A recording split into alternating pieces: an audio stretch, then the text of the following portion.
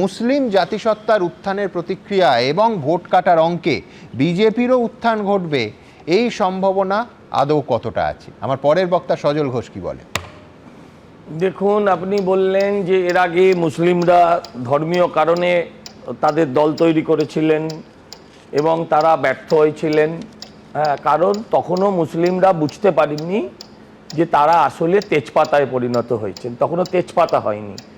মানে তেজপাতাটা কি, খাবারে গন্ধ হয়, খাবারের আগে তুলে ফেলে দেওয়া হয়।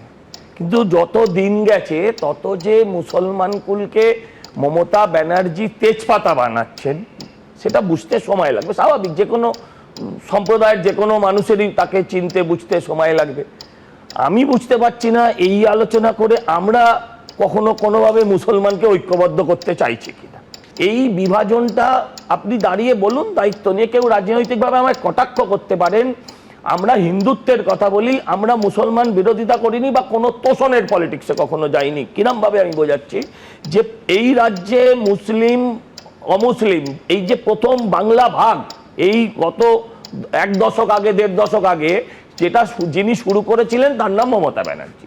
যেদিন বললেন যে গরু দুধ দেয় তার লাথি খেতে হয়, তো ভাই এতদিন দুধ খেয়েছো, ক্ষীর খেয়েছো, ছানা খেয়েছো, এখন লাথি খাও। সেই দিন থেকে পশ্চিমবঙ্গটা ভাগ হয়ে গিয়েছিল। যেদিন মমতা বন্দ্যোপাধ্যায় গিয়ে দাঁড়িয়ে কখনো ঈদের মঞ্চে হিন্দুকে গন্ধা ধর্ম বলছেন, কখনো দুর্গাপুজোর উদ্বোধনে গিয়ে হিজাব পরছেন, এই যে কালচারটা। দেখুন, নওশাদে সিপিএমের কোনো আপত্তি নেই, 5 বছর আগেই একেবারে তা কিন্তু স্পষ্ট বোঝা গেছে। আবার যদি নওশাদ হুমায়ুনের হাত ধরেন তাহলেও কি বামেরা তাদের হাত ধরবে? মোহাম্মদ সেলিমের সঙ্গে হুমায়ুন কবির তৃণমূল ছাড়ার পরেই যে কথা হয়েছে তা এই অনুষ্ঠানেই দুপক্ষের বক্তব্যই আপনাদের দেখিয়েছি, দুজনেই বলেছে, কোনো অস্বীকারের জায়গাই নেই। কিন্তু নওশাদ হুমায়ুন সত্যি যদি জোট বাঁধেন সেই নৌকা থেকে সিপিএম উঠবে? শতরূপ কি মনে করে? আমরা বামপন্থীরা কোনো দিন কখনো কোনো মুসলমানকে বলিনি যে আপনি আমাকে এই কারণে ভোট দিন কেননা আপনি মুসলমান, আর কখনো কোনো হিন্দুকেও বলিনি যে আপনি আমাকে এই কারণে ভোট দিন কেননা আপনি হিন্দু। যদি হুমায়ুন কবিরও আজকে বাবরি মসজিদ উদ্বোধন করার বদলে একটা বিশ্ববিদ্যালয় বা একটা হাসপাতাল উদ্বোধন করে রাজনৈতিক দলের সূত্রপাত করতেন, তাহলে হয়তো আজকে আমাদের পক্ষেও একটু সহজ হতো কথাগুলো, এই সম্ভাবনাগুলোকে নিয়ে আলোচনা করার। কিন্তু যাই হোক, শেষ পর্যন্ত কঠিন কাজটা কি হবে? মহাজোটের ডাক আমি টু বি ফেয়ার, হুমায়ুন কবিরও তো উনি একটা ঘোষণা করেছেন একটা দল তৈরি করবেন, ওনারও নিশ্চয়ই আরও অনেকগুলো দলের কর্মসূচি কি ইত্যাদি সামনে আনবেন। মানে উনি যতক্ষণ না ওনার দল সম্পর্কে পুরো ব্যাপার ধারণাটা পরিষ্কার করছেন, হঠাৎ করে আমি সিপিএম কি ঠেকা নিয়ে বসে আছি যে আমি আগ বাড়িয়ে বলবো না দলের সঙ্গে আমি জোট করবো কি করবো না। আমি কতগুলো কথা এখানে বলি। দেখো, আমি এর আগেও একদিন সুমন্ত তোমার এখানে আলোচনায় বলেছিলাম, বিজেপি ঘোষিতভাবে মুসলিম বিরোধী দল, ওরা মুসলমানের বুকে ছুরি মারে, কিন্তু মমতা বন্দ্যোপাধ্যায় বাংলায় মুসলমানের পিঠে ছুরি মেরেছেন। এই যে মুসলমান ভোট কাটতে গেছে, মুসলমান ভোটগুলো কি আপনাদের বাপ ঠাকুরদার সম্পত্তি নাকি, বাবার জমিদারি নাকি আপনাদের? মুসলমান ভোট মানে তৃণমূলের সম্পত্তি, আর অন্য কেউ ভোটে লড়ছে মানে ভোট কাটতে গেছে? তাহলে আপনি গোয়াতে কার ভোট কাটতে গেছিলেন? 2022 সালের পঞ্চায়েত ভোটের ফলাফল দেখলে আপনারা বুঝতে পারবেন পশ্চিমবাংলায় তৃণমূল কিন্তু মুসলমান সম্প্রদায়ের মানুষের সঙ্গে যে প্রতারণা করেছিল তার হিসেব পেতে শুরু করে দিয়েছে। সংখ্যালঘু মানুষের ভোট কিন্তু তৃণমূলের হাত থেকে ইতিমধ্যে অনেকটা চলে গেছে, ওরা সেটা জানে বলেই এখন বিজেপির ভয় দেখিয়ে ভোট পাওয়ার চেষ্টা করছে। হুমায়ুন কবির বলছেন সরকারি টাকায় মহাকাল মন্দির থেকে দুর্গাঙ্গন, দুর্গাঙ্গন থেকে জগন্নাথ মন্দির, এইটা তৃণমূল কংগ্রেস করতে পারে, কিন্তু তিনি যখন বাবরি মসজিদ করতে যাচ্ছেন বাধা দিচ্ছে তৃণমূল। বৈশ্বনাথ চট্টোপাধ্যায়, আমার পরের বক্তা, নিশ্চয়ই মানবেন যে মুসলিম ভোটারদের একটা অংশ যদি হুমায়ুনের এই ন্যারেটিভে বিশ্বাস করে তৃণমূলের বিপদ বাড়তে পারে। বাঙালিদের এত বোকা ভাববার কোনো কারণ নেই। এই যে হুমায়ুন কবিরকে দিয়ে যেটা ওয়াসি করে, বিভিন্ন রাজ্যে গিয়ে মুসলিম ভোটটাকে ভাগ করার চেষ্টা করে, এখানে হুমায়ুন যেটা করছে তার কথা থেকেই এটা স্পষ্ট। হুমায়ুন 2019 সালে কোন দলের প্রার্থী ছিল? বিজেপির প্রার্থী ছিল। তার আগেও কংগ্রেসে ছিল, তারপরে তৃণমূলে। এই যে একটা লোক যার কোনো আদর্শগত অবস্থান নেই, বারবার দল পাল্টায়, গিরগিটির মতো দল পাল্টায়, তার কথাটা কতটা গ্রহণযোগ্য হবে নিশ্চয়ই বাঙালি মানুষরা এটা গ্রহণীয় বিবেচনা করবেন। বিজেপি যে ভাগাভাগি মানুষকে ভাগ করে দিয়ে বিভিন্ন রাজ্যে গন্ডগোল লাগাচ্ছে, ভোটার লিস্টে কারচুপি করছে, এসআইআর এর নাম করে জেনুইন ভোটারদের নাম বাদ দিচ্ছে, কারচুপি করছে, এটা কিন্তু পার্লামেন্টের ভেতরে এবং পার্লামেন্টের বাইরে বিজেপি বিরোধী সমস্ত রাজনৈতিক দল বলেছে। আর বাংলায় দাঁড়িয়ে মমতা ব্যানার্জি ছাড়া বিজেপিকে ভায়াবল অল্টারনেটিভ ফেস আপনি আর একটা দেখিয়ে দিন যে বিজেপিকে আটকাতে পারবে।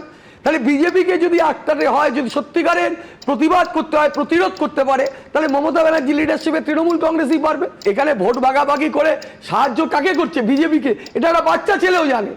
আপনারা যতটাই বিভ্রান্ত করার চেষ্টা করুন, যারা ইয়ারাই করছেন, মমতা ব্যানার্জি ছাড়া বিজেপিকে রেজিস্ট করার মুহূর্তে এই মুহূর্তে মমতা ব্যানার্জি আর অভিষেক ব্যানার্জি ছাড়া এখানে কেউ নেই।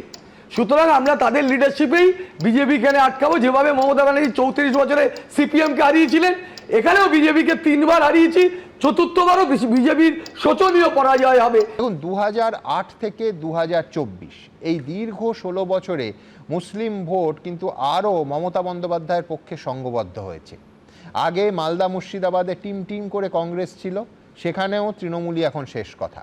সুতরাং কোন ম্যাজিকে কামাল সাহেব 1.5 বছরের মধ্যে আপনারা মানে হুমায়ুন কবির বা নওশাদ সিদ্দিকীরা একেবারে কিং মেকার হয়ে যাবেন, এই ম্যাজিকটা যদি বলেন।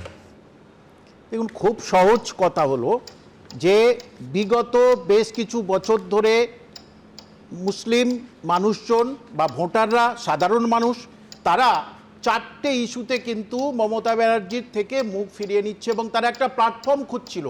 মুসলমানদের হাতে বই খাতা কলম সব টেনে নিয়েছে, বোমা বন্দুক গুলির রাজনীতি শিখিয়েছে বিজেপি সরকার নয়।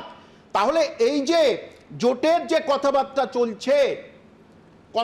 চলছে পরিষ্কার এখনো হয়নি, জোট হলেই আমি বলে দিলাম যে সংখ্যালঘু ভোট যে 30% থেকে মাননীয় মুখ্যমন্ত্রী তথা তৃণমূল কংগ্রেসের 30% থেকে শুরু হয় কাউন্টিং, আর অন্যান্য সব পার্টি শুরু হয় 0% থেকে। এবারে কিন্তু পরিষ্কার এই জোট হুমায়ুন কবির তথা আর যে জোট, সেই হুমায়ুন কবিরের হাতে আবার রিমোট কন্ট্রোল থাকবে জোটের সঙ্গে। এবং যে পরিষ্কার করে যেটা বলছি যে সংখ্যালঘুরা বহুদিন ধরে বঞ্চনার শিকার, সংখ্যালঘুদের ভোটে আপনারা এসেছেন, আপনি এসেছেন মাননীয় মুখ্যমন্ত্রী, আপনি যে চেয়ারে বসে আছেন সেই চেয়ারে 4টে যে পায়ের, 3টে পায়ের মুসলমানের ভোট। এইবারে কিন্তু 3টে পা চলে যাচ্ছে, নিশ্চিত থাকবেন। এবিপি আনন্দ, এগিয়ে থাকে, এগিয়ে রাখে।